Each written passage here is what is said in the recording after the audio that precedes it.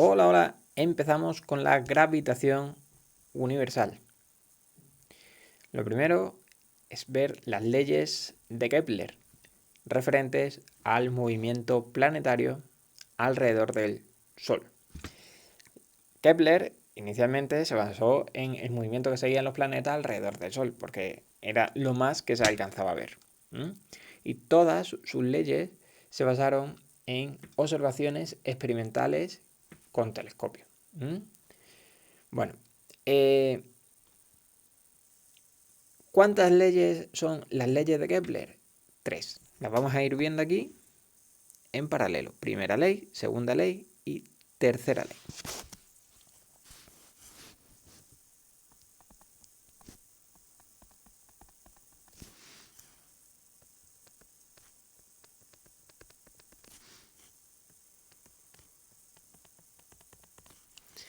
Y yo voy a hacer aquí una división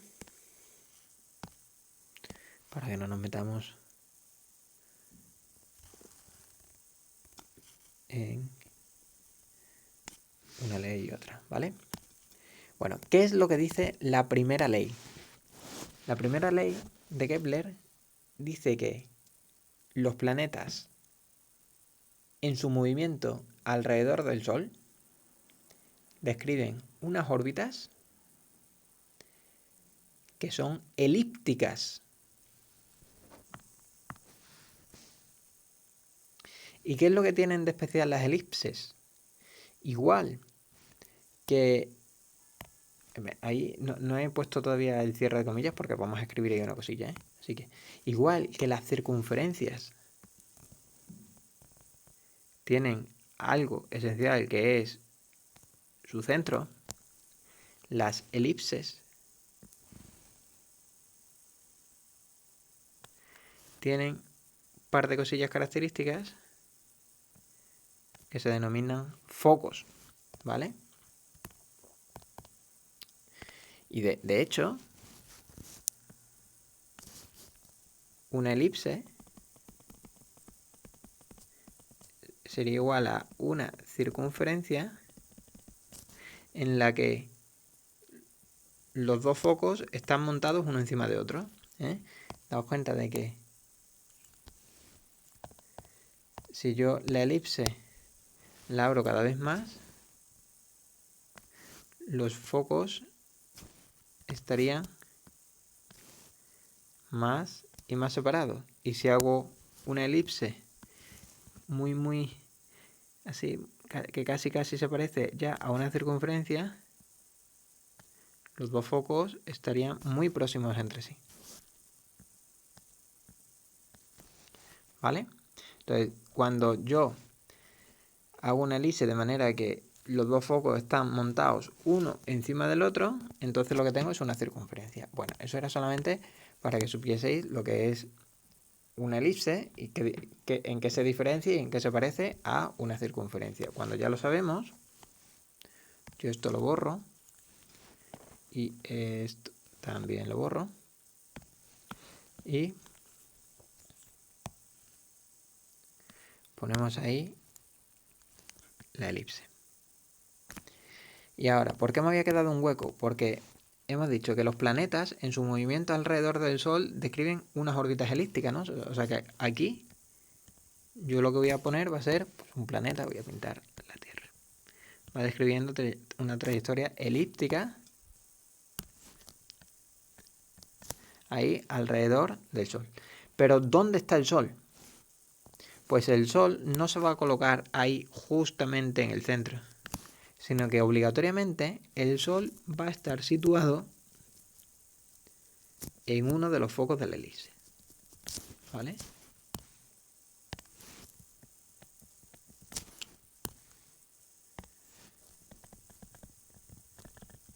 Entonces, eso también lo tenemos que poner. Porque ahora, y ahora ya es cuando cerraremos el entrecomillado. Los planetas en su movimiento alrededor del Sol describen unas órbitas elípticas estando el Sol en uno de los focos de la elipse. Cualquiera de ellos. foco 1 y foco 2. ¿Vale? Esa es la primera ley. No tiene nada más. No tiene nada más. Lo que sí, dentro de aquí de la órbita elíptica, nosotros vamos a introducir una serie de términos porque nos van a aportar un vocabulario que luego daremos uso en la segunda y en la tercera ley. Por un lado, vamos a llamar periodo T al tiempo que tarda el planeta en describir una órbita completa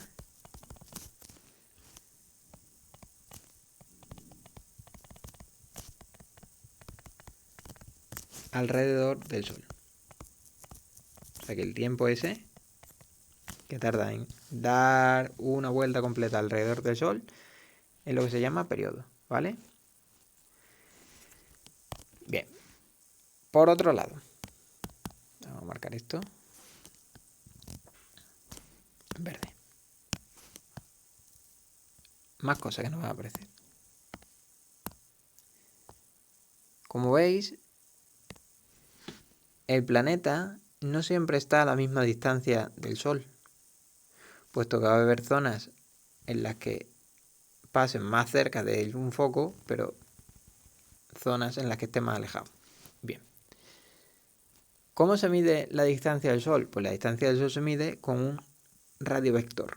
Ese radiovector R, que se llama vector porque es un vector y radio porque tiene origen siempre en un foco, va a ir cambiando su módulo dependiendo de los puntos por los que vaya pasando el planeta en su trayectoria elíptica. O sea, cuando está aquí, el radiovector será este otro. Y cuando esté aquí, el radiovector será este otro.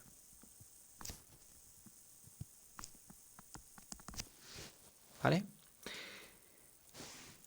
La distancia que hay entre el Sol y el planeta será el módulo de ese radiovector. Como va cambiando, suele hablarse de un radio promedio. ¿Y cuál sería ese radio promedio? Pues sería la media, ¿no?, de los radiovectores, de los módulos de los radiovectores del planeta en todos los puntos de la órbita. Dice, vamos a ver, ¿y por qué voy a estar interesado yo en ese R promedio?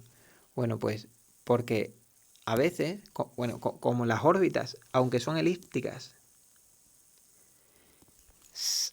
son unas órbitas elípticas que se parecen mucho a una circunferencia porque los focos están muy juntos. A veces, para los cálculos, lo que vamos a hacer nosotros es aproximar esa elipse a una circunferencia. Y una circunferencia de distancia orbital R promedio, ¿vale? Así que, vamos a apuntar eso.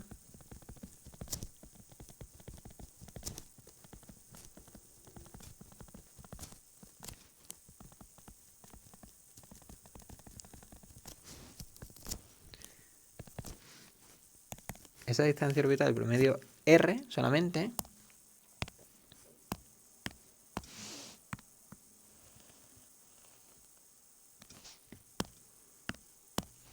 va a ser la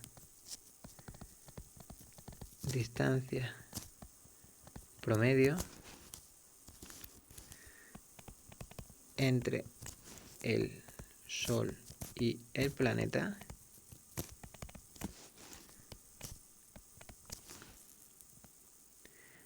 a lo largo de todas las posiciones ocupadas en la órbita elíptica.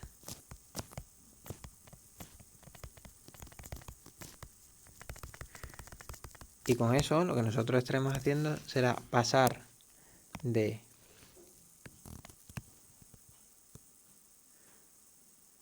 una órbita elíptica a una órbita circular.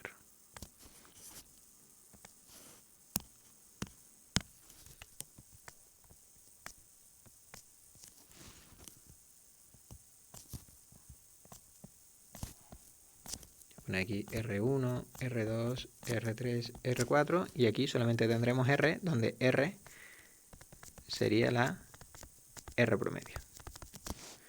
¿Vale? Eso nos va a hacer falta para la tercera ley. Más cosas que vamos a hablar, de las que vamos a hablar. Afelio y perihelio.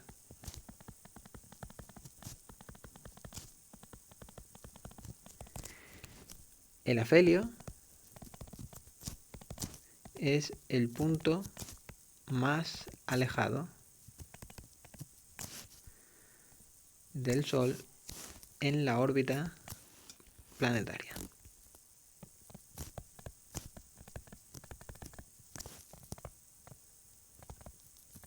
Y el perihelio es el punto más cercano al Sol en la órbita planetaria.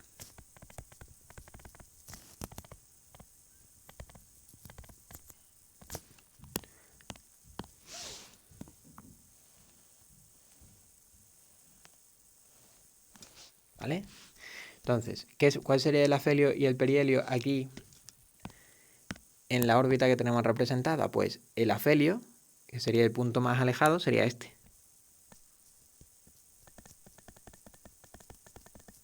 Y el perihelio, que sería el punto más próximo, sería este.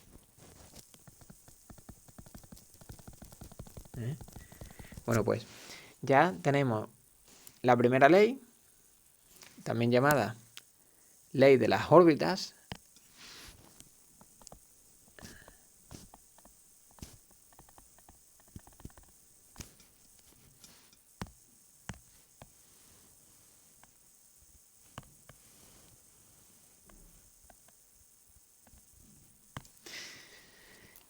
Y pues tenemos representada, tenemos hecho el dibujito con todas las cosas que necesitamos ya ahí bien marcadas. Ahora, segunda ley. Ley de las áreas.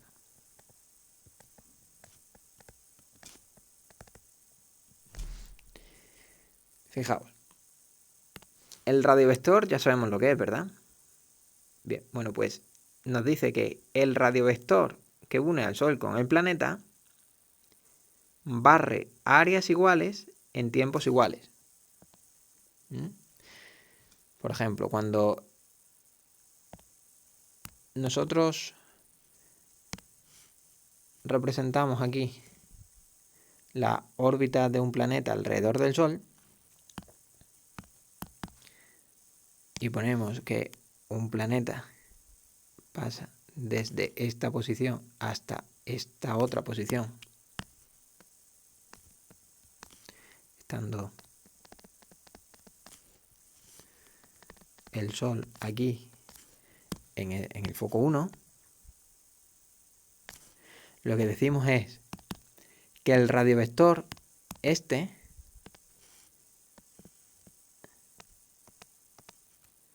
en el movimiento del planeta desde esta posición hasta esta otra, se dice que barre este área.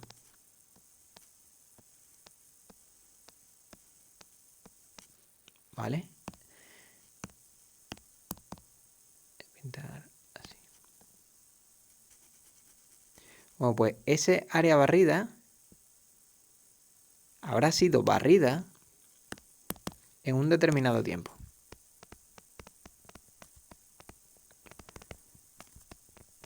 En un determinado tiempo, el que sea. ¿Vale? No sabemos cuánto, pero el que sea. Bien. Bueno, pues, ¿qué me dice la segunda ley de Kepler? Que el radiovector barre las mismas áreas en los mismos tiempos. Y en consecuencia, cuando el planeta vaya por aquí, y siga avanzando en ese sentido, dado que en el mismo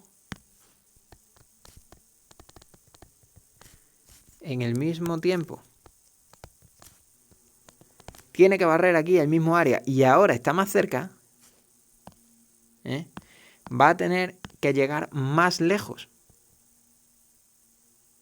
Es decir, tiene que haber avanzado más posición dentro de la órbita, porque si no, no estaría barriendo el mismo área. ¿Vale? El radiovector iría desde ahí, ahora hasta aquí. Y tiene que ir desde ahí hasta ahí, porque si no, el área barrida no sería el mismo. Y eso es lo que nos dice la segunda ley de Kepler o ley de las áreas, que se barren áreas iguales en tiempos iguales. Yo aquí voy a poner misma área en el mismo tiempo.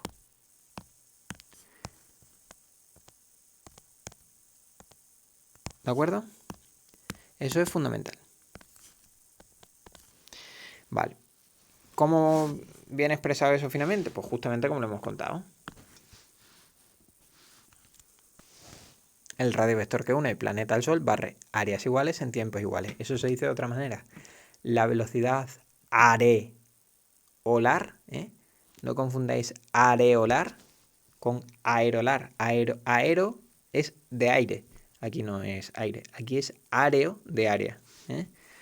La velocidad areolar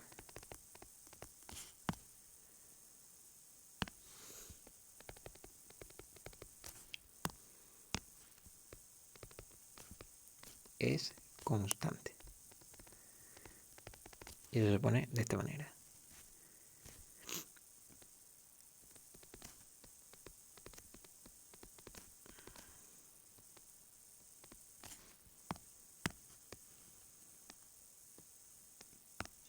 ¿Chachi? Bueno, ¿qué consecuencias va a tener esto? Pues la vamos a escribir, va a tener una consecuencia.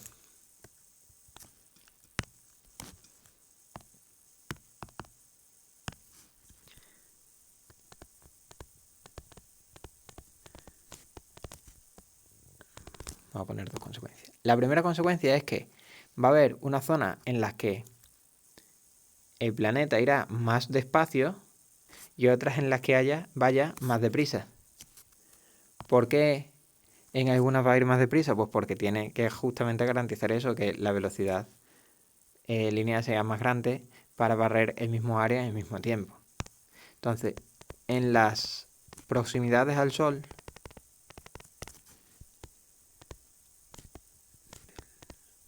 el planeta tendrá mayor velocidad lineal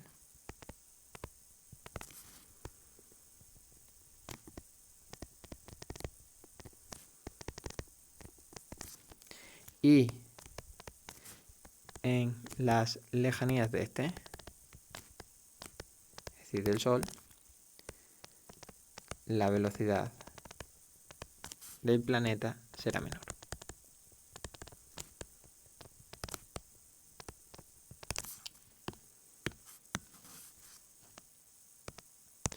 Esto es demostrable con el momento angular, ¿vale? El momento angular se conserva.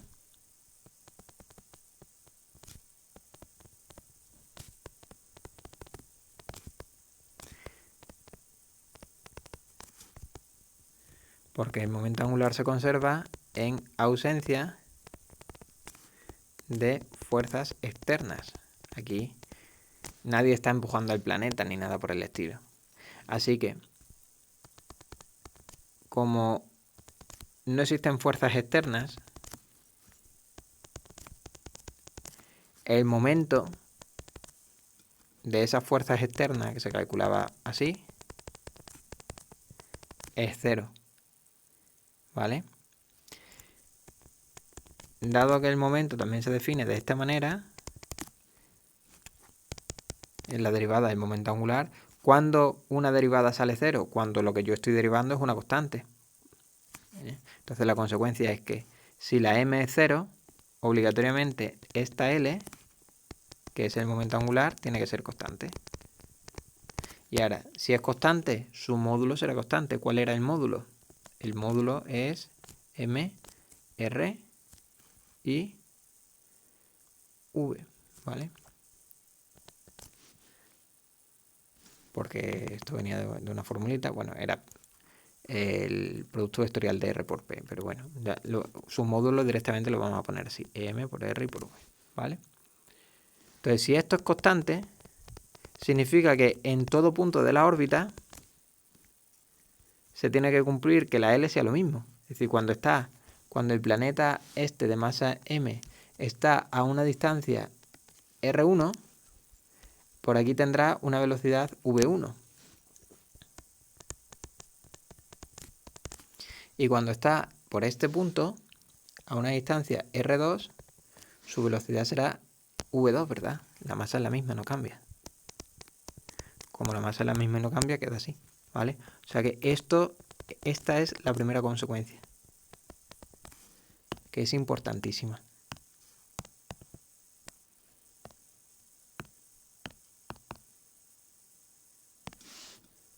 ¿Vale? Consecuencia de la conservación del momento angular. Si os dais cuenta, cuanto más pequeña es la R, más cerca está del Sol, ¿verdad? Y entonces más grande tiene que ser la V. Pues si esto es pequeño, eso se tiene que hacer grande, para que siempre me salga el mismo resultado. Y aquí lo mismo, si la R es grande, pues la V entonces se tiene que hacer pequeña. ¿Vale? Quedémonos con esa expresión que es importante, ¿eh? Es la que se deriva de la conservación del momento angular. Y ahora, en base a eso, vamos a poner una segunda consecuencia.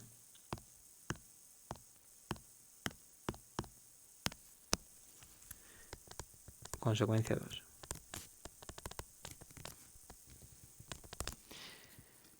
¿Cuál es el punto? Bueno, ¿dónde se producirán las velocidades máxima y mínima? Porque aquí hemos dicho que por esta zona va más rápido. Perdón, por aquí va más rápido. Y por aquí va más lento, ¿verdad? ¿En qué zona será donde más rápido vaya? Es decir, ¿en qué punto será donde más rápido vaya y en qué punto será donde más despacio vaya? Pues en el afelio, por eso hemos aprendido cómo se llamaba este punto, en el afelio tendrá la velocidad mínima. Y aquí en el perihelio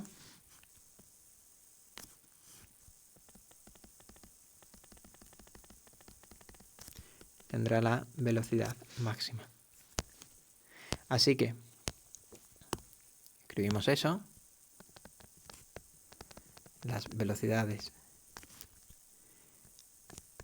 mínima y máxima tendrán lugar respectivamente en el afelio y en el perihelio. Entonces la expresión anterior la podemos particularizar para el afelio y el perihelio. R afelio por velocidad afelio igual a R perihelio por velocidad en el perihelio. ¿Vale? Es la misma expresión de antes, solamente que ahí particularizada.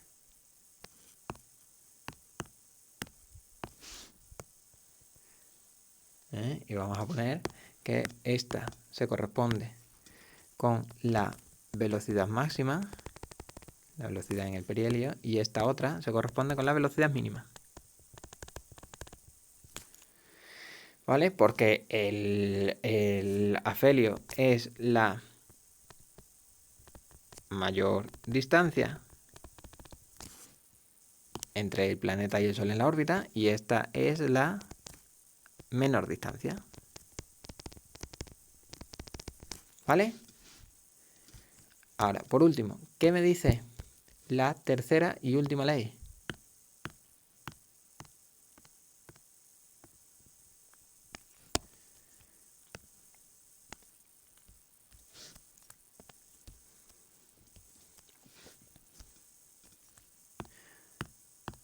o ley de los cuadrados, o ley de los periodos. Bueno, pues me dice que el cuadrado de los periodos, es decir, consideremos la órbita elíptica que habíamos hecho antes, ¿no? Pero lo que vamos a hacer es asemejarla esta vez a una circunferencia, porque nos ayuda a simplificar mucho los cálculos.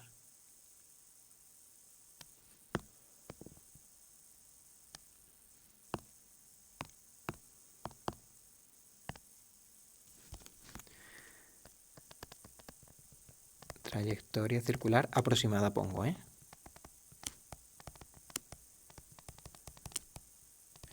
Vale, bueno, pues tendríamos nosotros que el periodo es el tiempo que tarda el planeta en describir una órbita completa alrededor del Sol.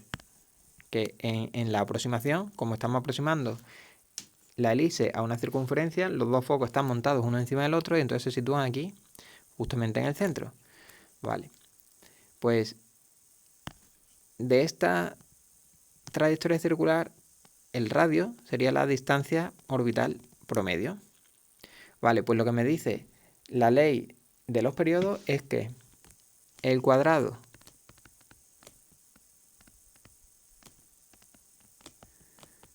del periodo orbital de un planeta alrededor del Sol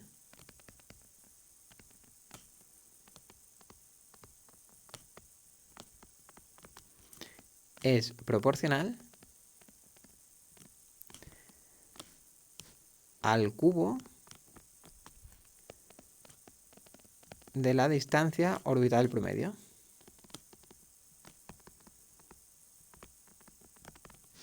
Eso se pone de esta manera. El cuadrado del periodo es proporcional. Proporcional se pone con este símbolo. Es como un infinito al que le hemos quitado la parte del final.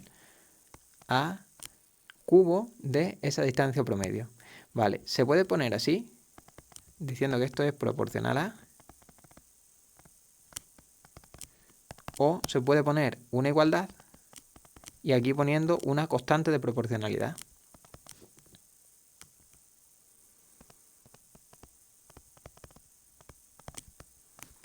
Esa constante de proporcionalidad luego se demostró que tenía este aspecto, 4pi cuadrado entre g y una m mayúscula. La g es un número constante, 6,67 por 10 elevado a menos 11 newton metro cuadrado partido de kilogramos cuadrados, también llamada constante de gravitación universal. Y m sería la masa del Sol.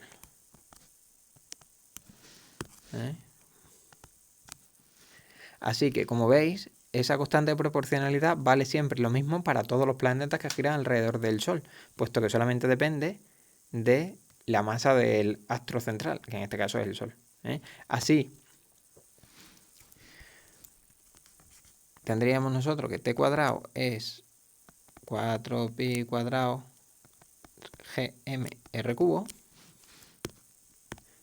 que sería una de las expresiones que adopta la tercera ley de Kepler.